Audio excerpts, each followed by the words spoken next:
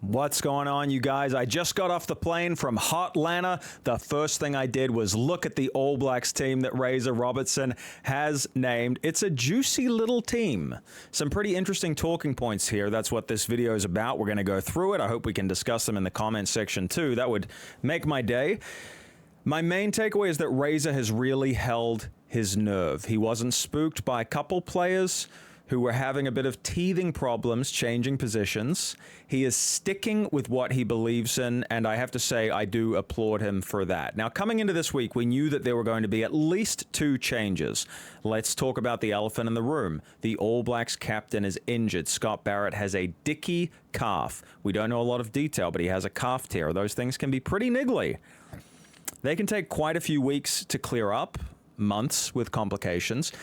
Seems a bit ominous because Razor said in his presser, we're gonna let you guys know an update on the timeline soon. Yikes, that means another press release. You don't normally do a press release when it's good news, in my experience. So he's certainly out for this series against France. Maybe that he isn't back for the Rugby Championship, not right away. Anyway, so there was a big hole to fill there in the second row for the ABs, and then of course Savea was knocked silly last week, so you have a vacancy on the right wing. Going to analyze what Razor's done. Rolling out the same front row this week, nothing to talk about there. That was largely predicted by all of you guys.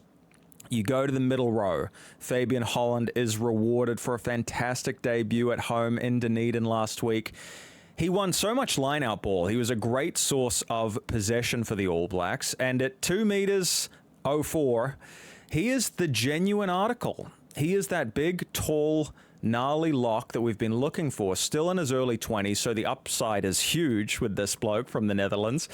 So it's pretty exciting that he has played his way into the starting 15, backing it up this week. You wonder if this is going to become a bit of a fixture. You know, good enough to move Tupou Vaa'i out of position. We'll talk about that in a moment, but really for me, the right decision was putting Patrick Tuipulotu in there along with Holland. You just need the experience. You're losing a ton of it with Scott Barrett. Tuipulotu has 50-plus caps for the All Blacks. I think that's a better call than playing Tupou Vaa'i and Fabian Holland together. Just gives us a little bit more experience in that forward pack. I think that's super important. So, Tupou Vaa'i at 6. You know, there were questions. Could Luke Jacobson come back this week? Do we prefer him? Is he just a bit more seasoned at 6? Well, it hasn't happened. Tupou Vaa'i gets another shot, and Razor Robertson seems to think that the roles are not too different. He said that in the press conference too. Tupou Vaa'i simply needs more reps, defending wider. He's a very good defender, but defending a little bit wider out from where the ruck forms. A little bit more mobile around the park, a little bit more of a license to roam. You don't necessarily get that as much if you're wearing a 4 or 5 on your back. When you're a number 6, you can just get that running game going a bit more. Of course, he's got the fantastic skill set with offloads and that kind of thing. So, you know, it does free him up on attack. And I guess we'll see if he is going to become a genuine first choice number 6 for the All Blacks. Right now, I support the decision. Let's see more. Let's get more evidence. See how he passes the eye test this weekend in Wellington. And then backing up again is Savea, who's the captain, and Christian Lio-Willie, who, look, I was interested. Some of you didn't rate him. I read the comments from the game last week. A lot of you felt Lio-Willie was mediocre. I didn't see it that way. I thought it was a very good debut. I thought his link play and connectivity was excellent, brought some real speed and athleticism, and some pretty soft hands in midfield too. He was involved in transferring the ball a couple times that led to tries. So I do see him as a versatile, high-skill athlete. And we're investing in depth here in New Zealand. Razor wants to be 4 deep in every position, a bit like the Springboks. Obviously, a guy like Wallace Satiti coming back is going to change the complexion of things, but for now, I think it's good to have another youngster like this. Beauden Barrett holds down 10, but we move on to 11. And finally, we know that Razor Robertson is watching this YouTube channel. He's taking notes. He is definitely basing his selections on my shorts. That's not true. But some of you might have seen I made a little short while I was in Tennessee in front of the Tennessee Titans mural downtown. Tennessee strong. Well, this guy's strong, Caleb Clarke. He's strong in the air. He's strong at the breakdown. He's got that power game. Of course, I love this choice. I thought it was a good idea. I'm delighted to see the coach of the All Blacks agrees. I think that the French beat us in the air. They really did. We created more on attack, but they beat us to the punch at the breakdown last weekend, and they certainly cut us up in the air. And I just think it's a little bit more in their DNA. And if you look at top 14 rugby, there is so much kicking. Not aimless bombs, but tactical pressure kicking. And Scott Robertson talked about replicating that at training. Often a play will start in practice with a huge spiral punt going up, detonating, loose ball. People are fighting for scraps now. Like, what's changed it is this rule where you can't be escorting.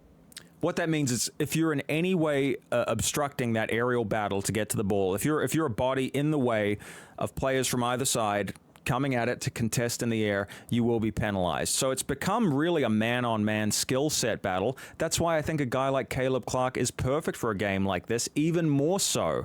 If there's a southerly and some rain in Wellington, I think he is a good option as a wet weather winger. Will pop right over to the other wing.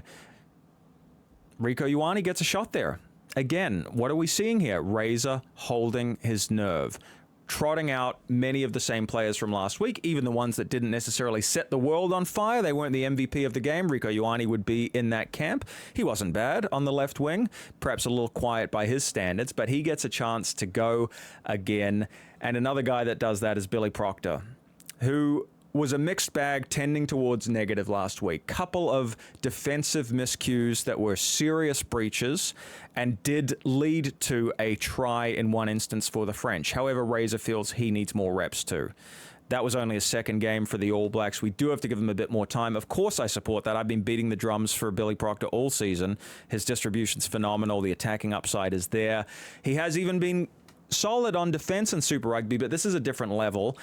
One bad botch in midfield on defense shouldn't see you blacklisted, no pun intended, for life from the All Blacks. So he needs a bit more time in the saddle, hoping he has a better game on a familiar patch to him in Wellington. Interesting if we go to Will Jordan. A reporter asked Scott Robertson, was there a temptation to just play Jordan on the wing, where he played for 79 minutes last week, scored a couple tries, had one disallowed? Have Damian McKenzie start at 15? Razor said, nope, absolutely not. Very blunt answer. What that tells you is that really Damian McKenzie is a benchman right now. Beauden Barrett has 10 pretty much sewed up at the moment.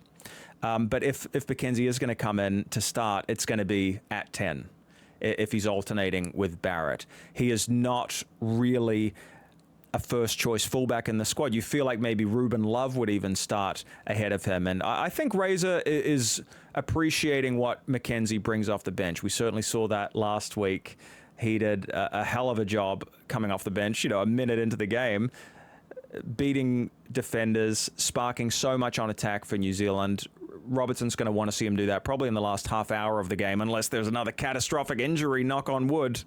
But we'll see.